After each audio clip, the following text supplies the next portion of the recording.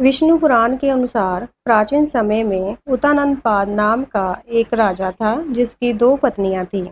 एक का नाम सुनीति और दूसरी का नाम सुरुचि था। बालक ध्रुव सुनीति का पुत्र था और सुरुचि के पुत्र का नाम उत्तम था। सुरुचि चाहती थी कि उसका पुत्र उत्तम ही उत्तराधिकारी बने। इसी कारण से सुरुचि ध्रुव और सुनीति दोनों से ईर्ष्या करती थी। सुनीति सुरुचि से बड़ी थी और उसका बेटा ध्रुव भी उत्तम से बड़ा था।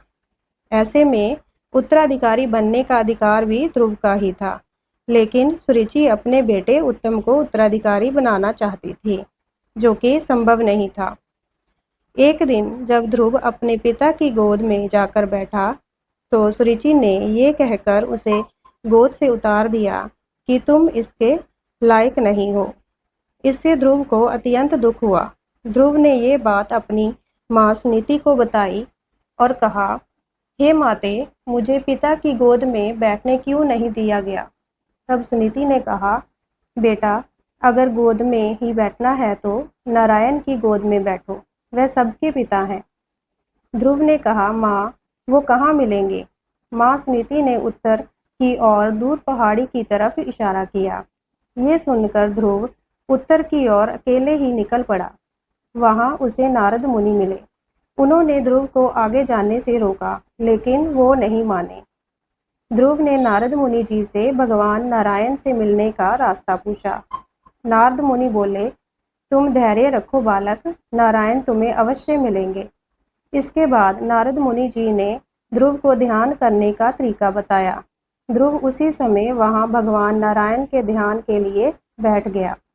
ध्रुव के दृढ़ मनोबल से आसपास के विस्तार में ऊर्जा बढ़ने लगी।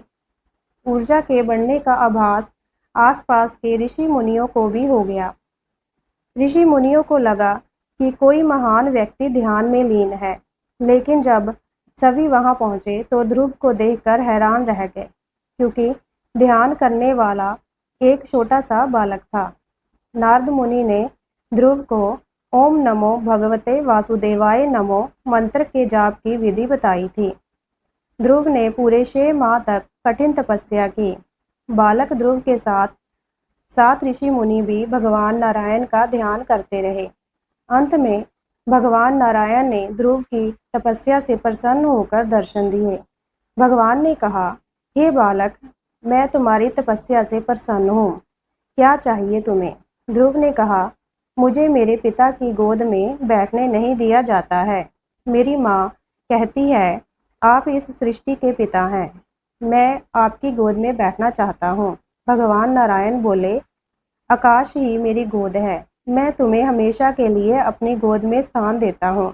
इसके बाद भगवान नारायण ने ध्रुव को अपनी गोद में बिठाया और मरणोपरांत ध्रुव तारा बनने का वरदान दिया।